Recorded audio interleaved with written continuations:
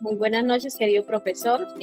Somos el grupo número 4 de la materia pruebas psicológicas. A continuación, le vamos a hacer la presentación de la ficha de revisión del artículo junto con mis compañeros Edwin Rivera Rada, Maribel Rivera Rada, Mónica Viviana Díaz González y quien les habla, Marvin Martínez Martínez.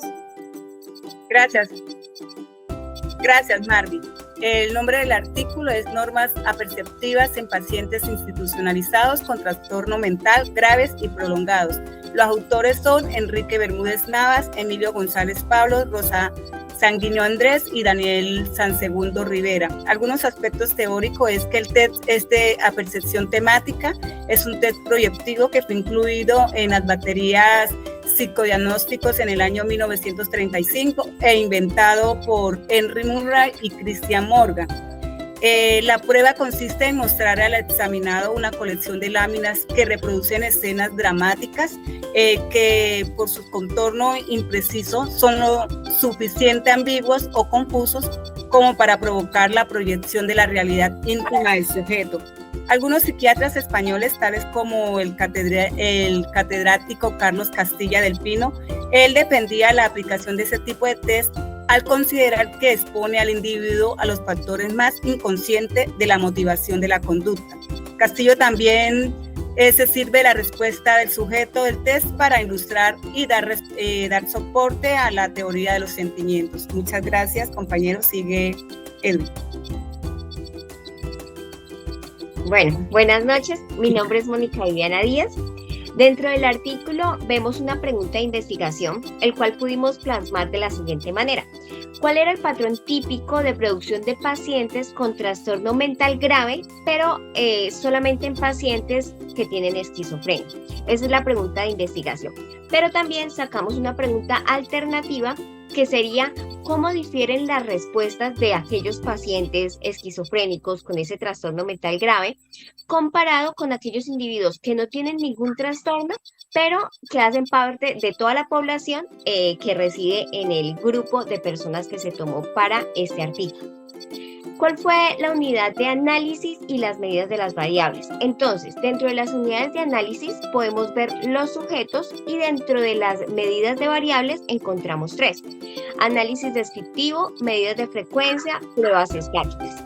Y finalmente, la hipótesis de este artículo y del trabajo que pudimos desarrollar fue si hay algún patrón típico de producción de respuestas en el test TAT por parte de pacientes con trastorno mental grave y prolongado, y también pudimos ver y observar que fue una investigación con un diseño descriptivo. Entonces continuamos con nuestro compañero Edwin.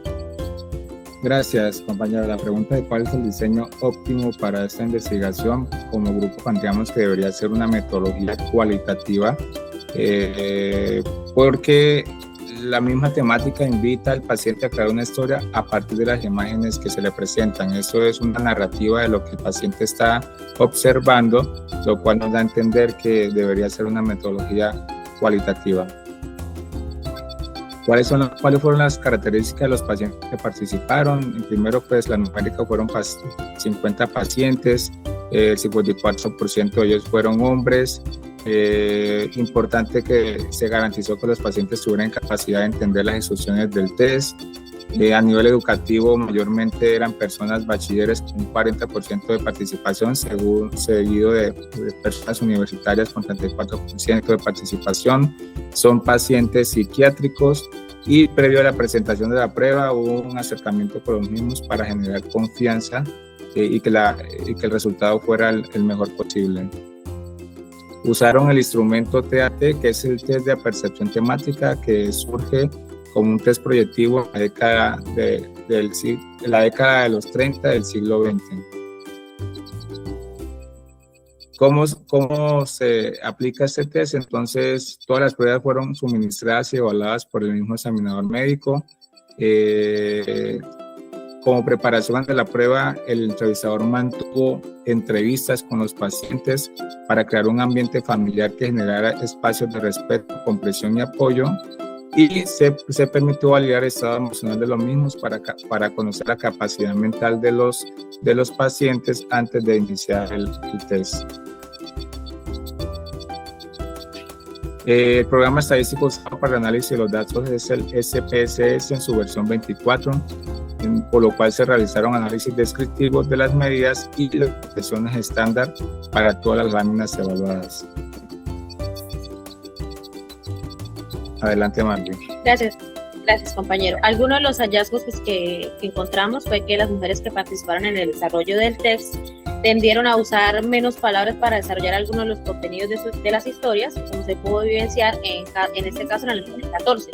Este dato obtenido podría significar que las mujeres tienen una menor expresión en cuanto al discurso en comparación al hombre. Más sin embargo, pues se debe recalcar que las mujeres que participaron cuentan con un mayor tiempo de hospitalización a comparación pues, de los hombres que participaron. Se evidenció también una baja comprensión en las historias del TAT en cuanto al desarrollo de este estudio, lo cual pudo haber sido por su bajo nivel de escolaridad o el consumo de medicamentos u otros factores. Algunas de las ventajas del estudio fue que se utilizó una gran cantidad de población, las desventajas pues que ha sido desarrollado bajo las normas establecidas desde el siglo pasado. La organización de los datos obtenidos del estudio pues puede variar según los examinados, conocimientos y tiempo disponible por el evaluador. Bueno, con conclusión, se logra evidenciar en el desarrollo de estudio que los hombres y mujeres que participaron en el mismo perciben cada historia de manera diferente. Debido pues, a la medicación u otros factores como escolaridad, en este caso hablando de pacientes con esquizofrenia, concluyendo así que tanto hombres como mujeres se destacan más en unas que en otras pruebas, dando un resultado estadístico con gran variedad.